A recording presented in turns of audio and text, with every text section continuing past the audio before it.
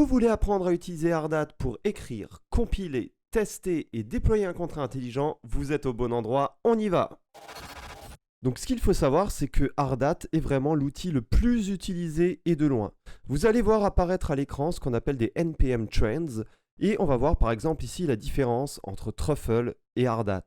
Depuis une bonne année, Ardat surpasse complètement Truffle. C'est pour ça que j'avais à cœur de vous l'apprendre de A à Z. Donc ici, vous allez créer un nouveau dossier sur votre bureau et vous allez l'ouvrir avec Visual Studio Code. Super. Ce qu'il faut savoir ici, c'est que vous devez avoir Node.js installé. Je conseille toujours la version 16.16. A priori, normalement, si vous avez la version 18, ça devrait fonctionner. Comment savoir si vous avez Node.js installé? Vous pouvez lancer le terminal en faisant terminal, new terminal.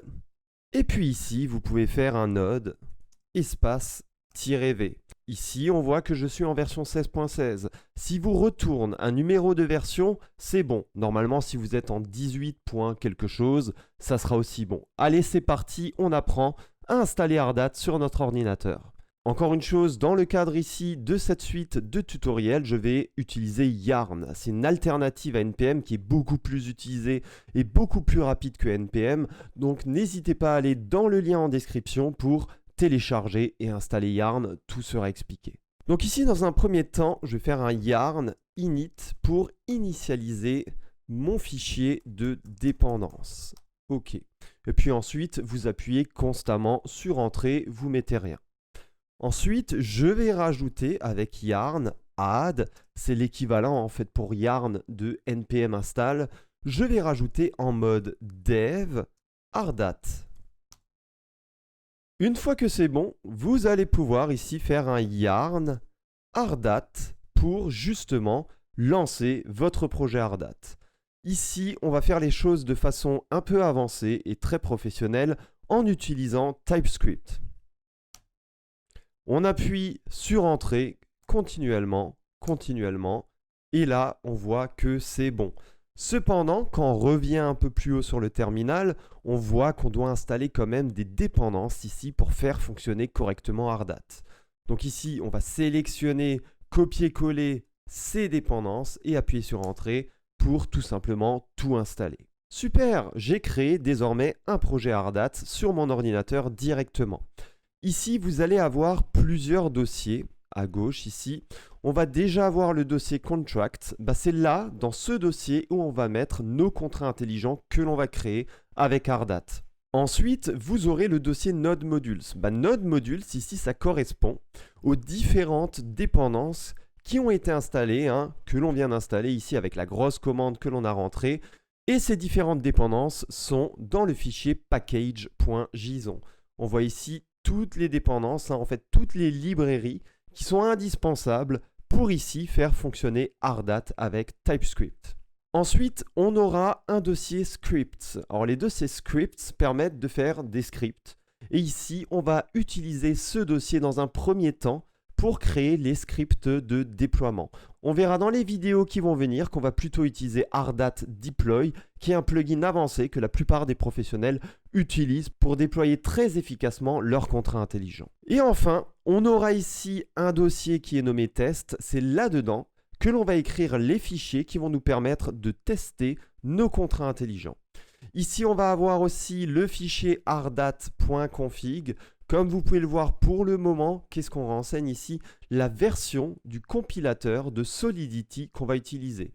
Ici, on utilise la dernière version qui est la version 0.8.17. Et c'est à peu près tout ici pour les fichiers pour le moment. On aura l'occasion d'aller dans ces différents dossiers et dans ces différents fichiers lorsque l'on va avancer dans la compréhension de Ardat.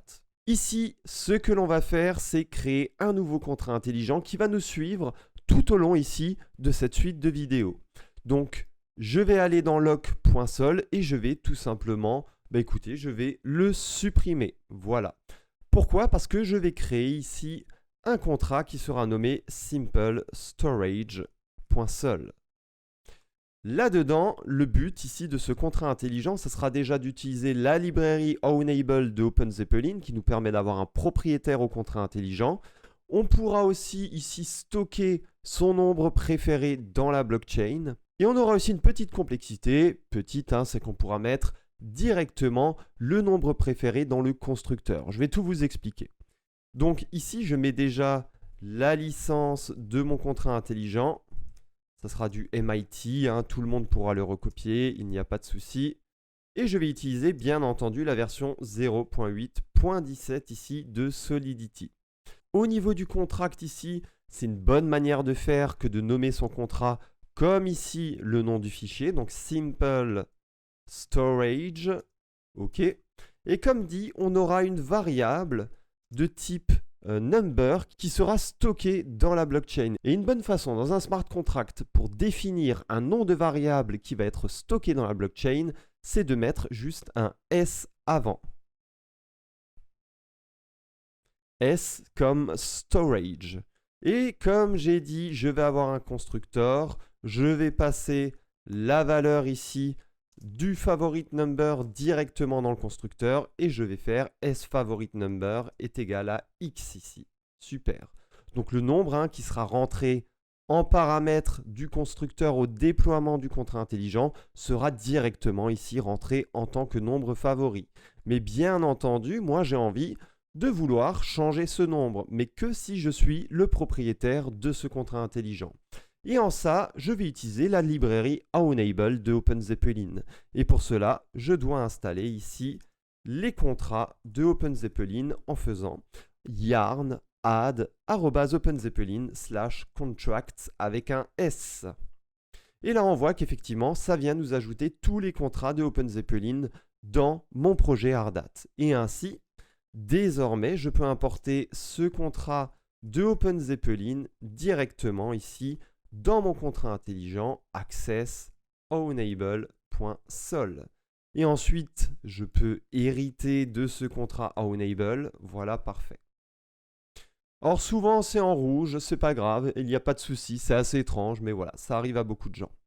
On va ensuite faire une fonction qui nous permet de setter le favorite number, c'est-à-dire de le changer avec un autre nombre que l'on va passer en argument de la fonction.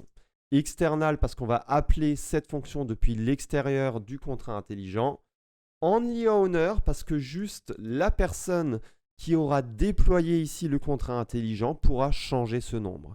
Et là, forcément, on va à nouveau faire sFavoriteNumber est égal à x. OK. Et ensuite, on va faire une fonction qui nous permet de getFavoriteNumber, donc de retourner le nombre favori. External, view, on va juste récupérer une donnée de la blockchain et pas saisir une donnée dans la blockchain, returns uint. Ok, super. Et là, on fait un return de sFavoriteNumber. Super.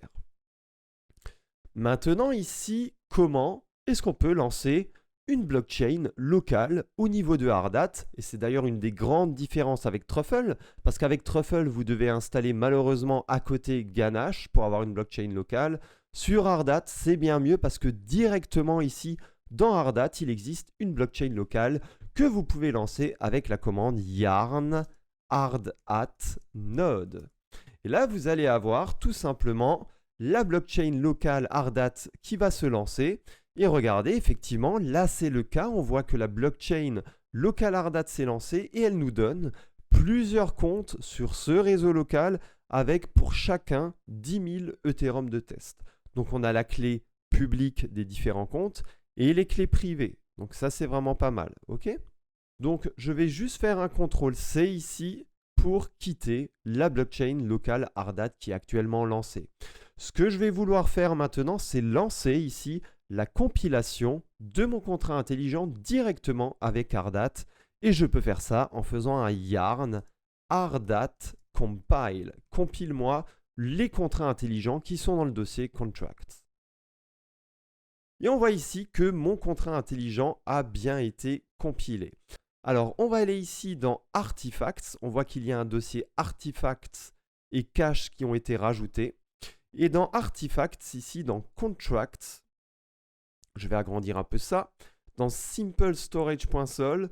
Et quand je vais dans simplestorage.json, j'ai bien ici l'ABI, l'application binary interface, qui décrit ici mon contrat intelligent. Il faut savoir qu'ensuite, quand on va jouer avec un front-end, quand on va créer une DApp, on aura besoin ici de cette ABI pour communiquer avec notre contrat intelligent. Donc là, il a bien été généré, c'est parfait. Donc vérifiez que vous ayez bien l'artefact et le cache en place. Et ensuite, on a aussi un dossier TypeChain Types qui a été créé. Ce dossier, il est essentiellement là, présent pour TypeScript. Pourquoi ? Parce qu'en TypeScript, c'est du JavaScript typé. Et lorsque l'on va faire des tests sur notre contrat intelligent, on aura besoin de dire que notre contrat intelligent est d'un certain type.